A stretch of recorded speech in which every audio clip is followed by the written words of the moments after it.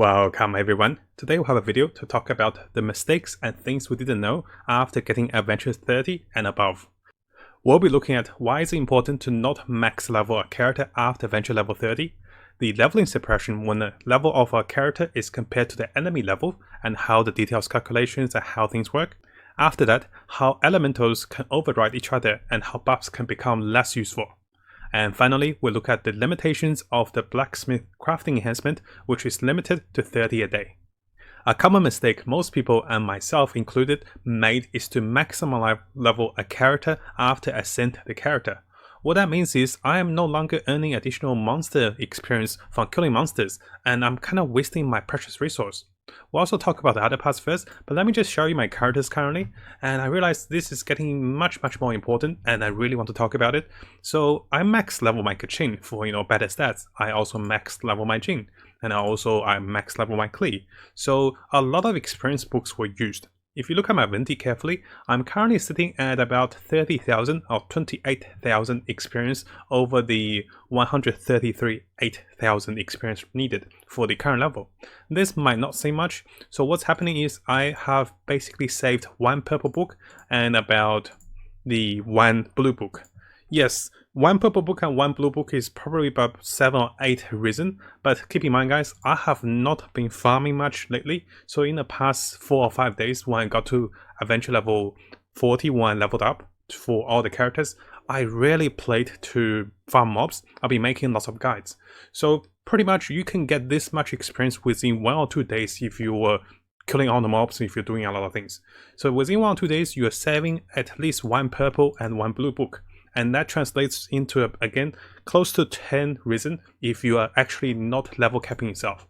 I'm not saying try to stay on level 70 all the time, because you can go to level 79 and leave it open to allow yourself to get experience as you play the game. And yes, you might miss a little bit of stats with HP and defense. It's not significant, and I think it's much better if we actually save the experience books. And what this allows us to do is to have more of those for new characters and build other characters. I have been sitting on adventure level 42 for a few days now, and each level I sit on the adventure level about 40 or 35. It takes a long time for me to get to the next world level to ascend my character or go further. And because I level my character so quickly to level 80, I'm wasting a lot of precious experience. So I just wanted to show you guys, I'm not getting my character net to level 90 anytime soon. I'm not getting those things anytime soon. So what that means is this character, she is wasting thousands and tens of thousands of experience because she's max leveled. Now if you guys had a look at our previous stream, which we showed, we started with Venti with 29,000 experience. And after about 30 minutes of farm, we got 3,500 experience for one character. That's for Venti. So this way, within 30 minutes, we got 3,500 experience for one character. Now, every character on the party gets this much experience, so we effectively got 14,000 experience. But I was max level with Klee, Jin, and Genshin, so we wasted a lot of experience. We only got 3,500 experience out of 14,000 experience. And that's why I urge you guys to not max level your characters, to at least stay them on 79, 69, or even 59. Now this also brings me to the second point, is to ascend your characters but don't level them up if they are support. You can see that's what I did with my Venti. He went from the DPS character into a support. Now I ascend him, and by ascending him, he actually get better stats. I can ascend my children as well if I wanted to, but I won't level him up if he's a support. This way you got a little boost in stats in terms of all the stats over here, but you don't have to spend the experience books to level every character. Notice I'm building on my Noel currently to level 50 and my Sakura's as well. I'm slowly leveling them up, and this way I can have the second team for Spire Abuse. Now while leveling up my Noel and Sakura's, I realized the importance of not overflowing experience. And when experience is below 2000, we can easily farm those just by killing monsters. So let me show you guys what I mean by that. Let's use Ember here. So let's say if I'm leveling up my Ember, and if I click confirm, what's going to happen is I'm going to waste a lot of experience. It will tell you how much you waste. So that's a lot of experience. So after that, you can try a different book. You can hold on to the button and see how much experience you're wasting. And sometimes if you see this much experience is getting wasted, what the rule of thumb for me is, if the experience is wasted is below 2000, it only takes me 5 to 10 minutes just killing monsters to get that much experience. You're earning anywhere from 15 to 30 or even 50 experience by killing one monster, and they build up really quickly. especially if you have seen our daily farm routes. We have a few of those, and just run around for like 30 minutes, you get so much more experience. And this way, my rule of thumb is I can just minus one book, and I level up, then the rest of the XP can be earned by killing monsters. This again is something small, but it does build up. You save a book or two, especially when we don't have the green books. We're saving 5,000 or even about 3,000 experience by doing this.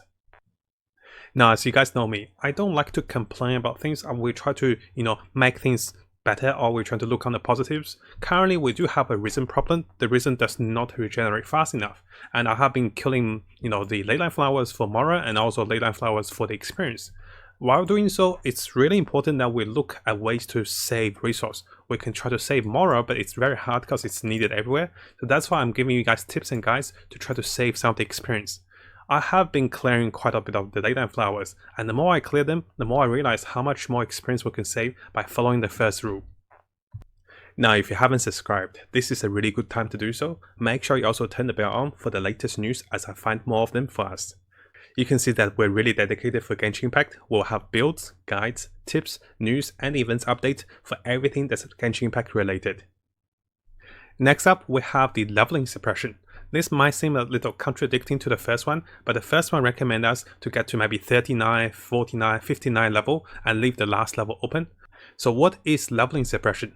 This is a hidden game mechanics, allows us to deal more damage when our character's level is higher than enemies. We'll deal more damage, we'll take less damage. Similarly, if our level is less than the enemy's level, we'll take greater damage, we'll deal less damage. It's kind of standard forward, and most games do have that with RPG games. And what you want to see is the enemy's name tag with the level and shows if it's green or if it's red. As an example over here, you can see that I'm fighting monsters who have red names, because my entire party is level 70 when I first went to adventure level 40, and this dungeon was extremely difficult.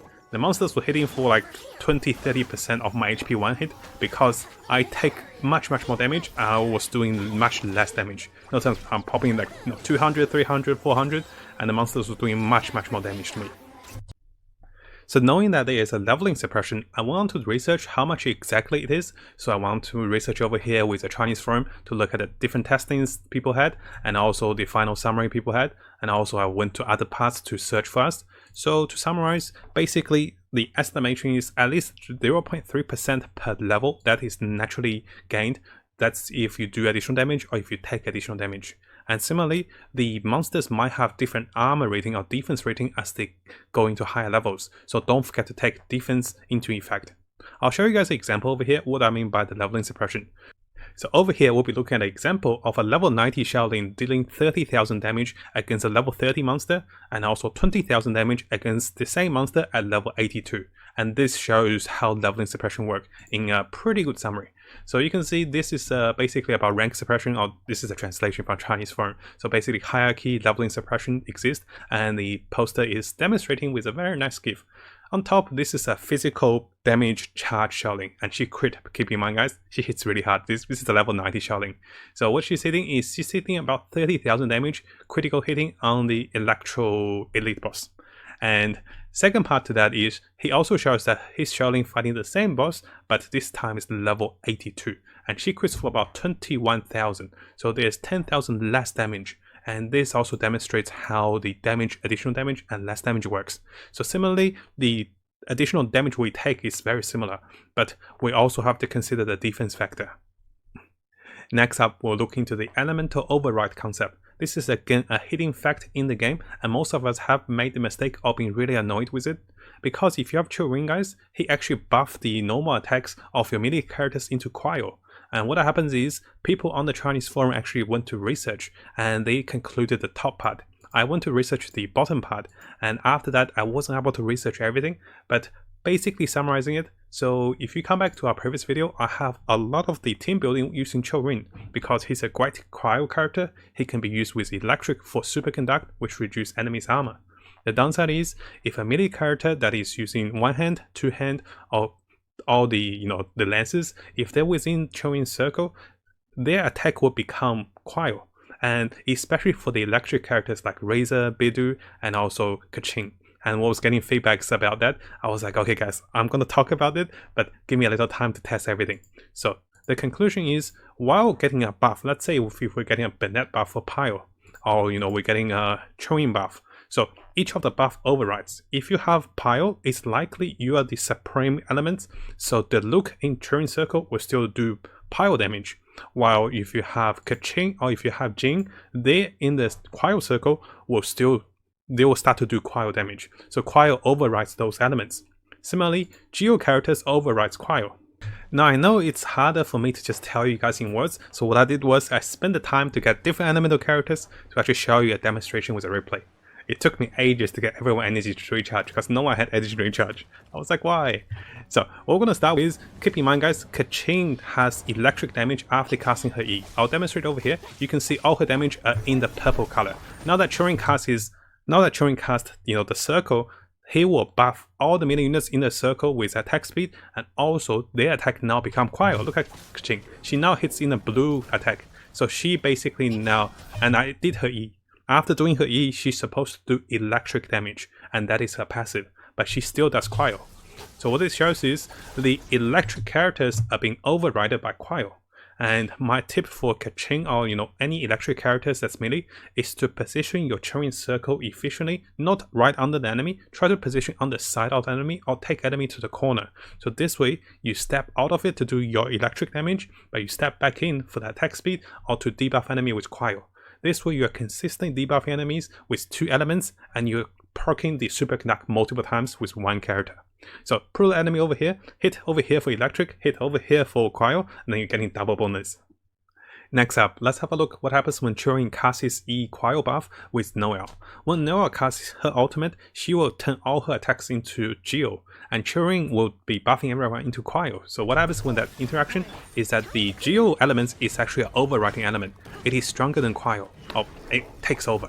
You can see we're still doing the yellow damages, and I'll come back a little bit. You can see that I'm still doing yellow damages. This means Noelle's Geo damage is overriding the Quile. She still enjoys the attack speed while in the circle, I believe. So this is okay. Noelle can stand in the circle, but we can't proc multiple elements because of that. And similarly over here, I'm testing Jing with Anemo. So I'm going to get Chuyan to buff the circle. I'm going to get Jing's ultimate circle. While under Jing's ultimate circle, all the characters are supposed to be buffing their attacks into Anemo damage. And while on the Chewing Circle, everyone gets Quile attack. So what happens when you have 2 circles? We can have a look. So Jing is doing blue damage. That is Quile. What that means is, again, guys, Jing is the Anemo element is getting overridden by Quile. So if you want to proc multiple elements, what you do again is pull the enemies onto the side and the circles don't overlap each other. So stay in one circle to do one element, then go to the other circle for the other element. So this way you get 2 elements out of 1 melee character.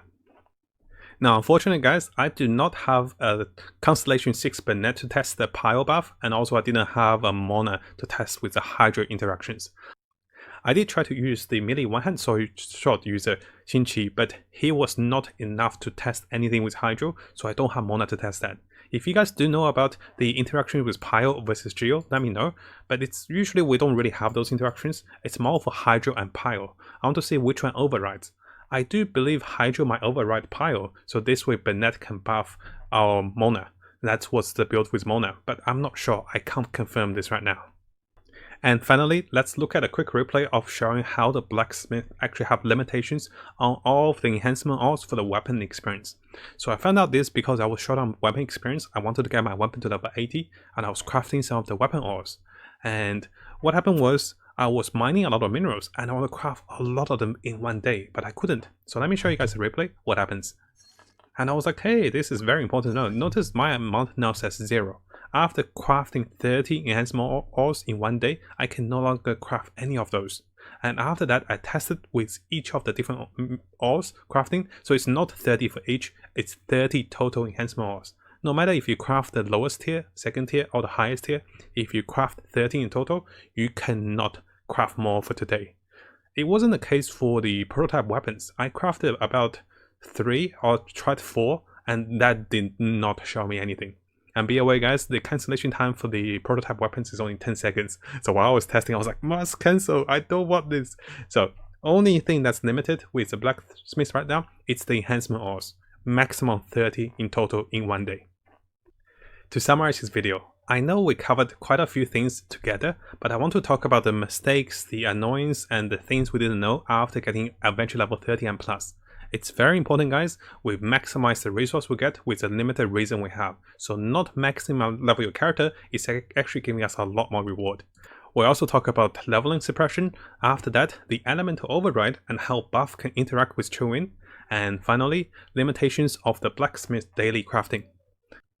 Now if you found this video helpful, make sure you subscribe and also turn the little bell on for the latest news. I'll be looking towards to make more builds, guides, tips and news and event updates for us as we come further into the game. And as always, I wish you guys the best of luck with Genshin and have the most fun in exploring this wonderful world.